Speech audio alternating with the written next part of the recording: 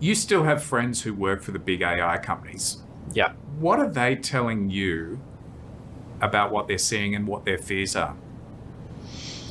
I think the scariest thing I hear from people working inside of the companies is that they think they are on the way to recursive self-improvement.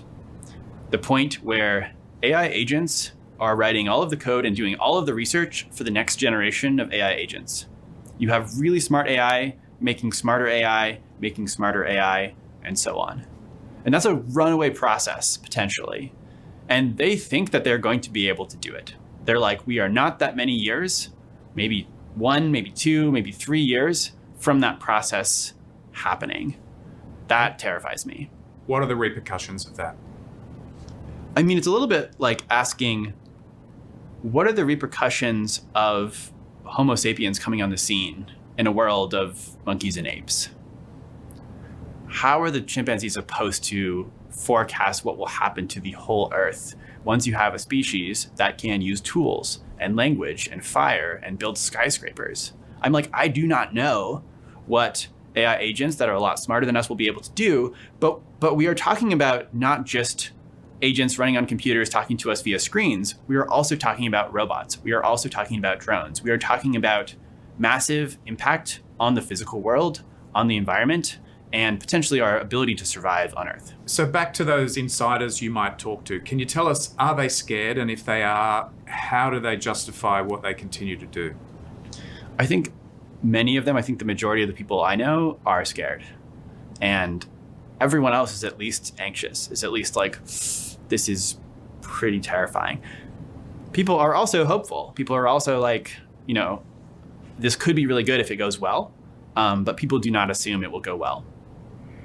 I think the people I know in particular are the ones working on safety or security, and they are trying to figure out how to make sure that the AI agents end up pursuing goals that are like well aligned with human goals and human values, and making sure that these agents also don't get like stolen and repurposed for other things. I wonder what you think might be the biggest misconception that people have about where AI is at the moment. People think that AI won't be able to be smarter than humans because it's only trained on human data. But this isn't true anymore. AI models are not just trained on human data, they're also trained via reinforcement learning. And that means that AI researchers will give these models a whole bunch of different difficult questions and challenges and problems. And the AI models will then explore and come up with new solutions and learn from trial and error and exploration.